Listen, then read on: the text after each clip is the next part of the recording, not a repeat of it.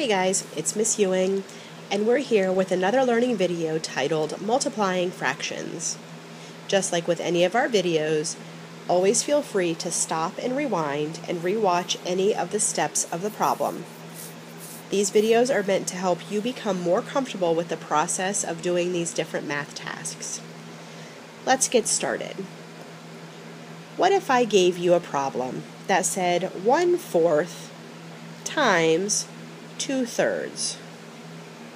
Now, I know with adding and subtracting, we always have to find a common denominator. This should make you very happy. With multiplying fractions, we simply follow one simple rule. Multiply straight across. Seems almost too easy. We go straight across the numerators. 1 times 2 is 2. 4 times 3 is 12. Always ask yourself, can this fraction be reduced? In this case, it surely can. I know that a common factor between 2 and 12 is 2. So if I reduce my fraction by dividing by 2 on both the numerator and denominator, I end up with 2 divided by 2 is 1. 12 divided by 2 is 6. My final official answer is 1/6. Now I know you must be thinking there's some trick involved. Let me show you another one.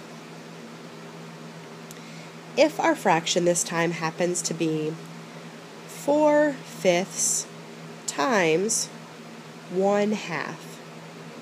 Again, no hidden tricks here. Simply multiply straight across. 4 times 1 is 4. 5 times 2 is 10. Again, when I get to an answer, I always ask myself, can this fraction be reduced? Again, in this case, it can. I know that the common factor between 4 and 10, again, is going to be 2. If I divide the numerator by 2 and the denominator by 2, 4 divided by 2 is 2. 10 divided by 2 is 5, for a final answer of 2/5. There is a small little catch. If we get to a problem that looks like this,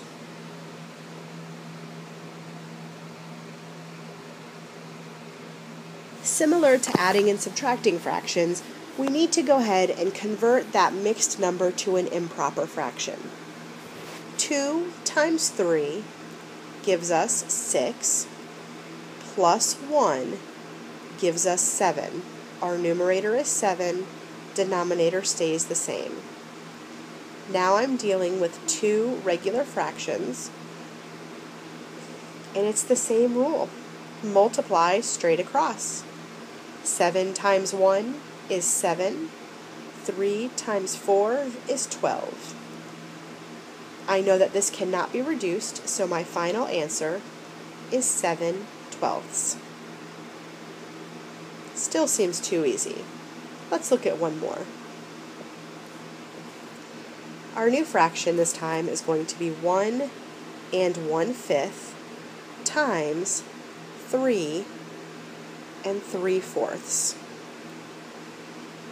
Two mixed numbers, so I need to convert both of them to improper fractions. 1 times 5 is 5, plus 1 is 6, making this new improper fraction 6/5 times 3 times 4 is 12. 12 plus 3 is 15, all over a denominator of 4. This problem looks a little big, but I'm going to take it step by step.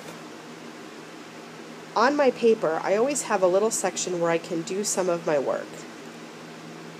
Since I know I multiply straight across, 15 times 6 will give me, let's figure this, 6 times 5 is 30, regroup the 3, 6 times 1 is 6, plus 3 more is 9, making the numerator 90, and then 5 times 4 is 20.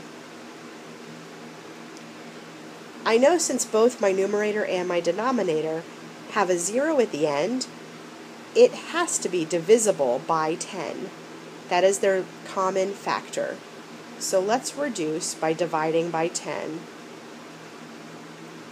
90 divided by 10 is 9. 20 divided by 10 is 2.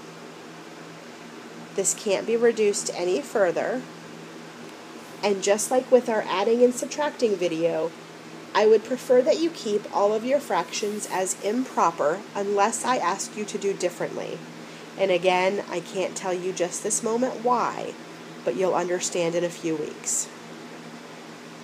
So when we multiply, we don't have to worry about finding common denominators. We simply multiply straight across. In the event that there is a mixed number, we always need to change the mixed number to an improper fraction. So, first thing to think about is multiply straight across. And then we need to think about mixed numbers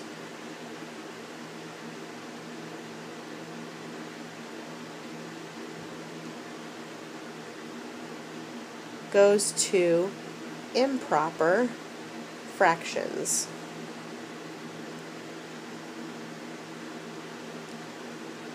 And that last step, always see if you can reduce.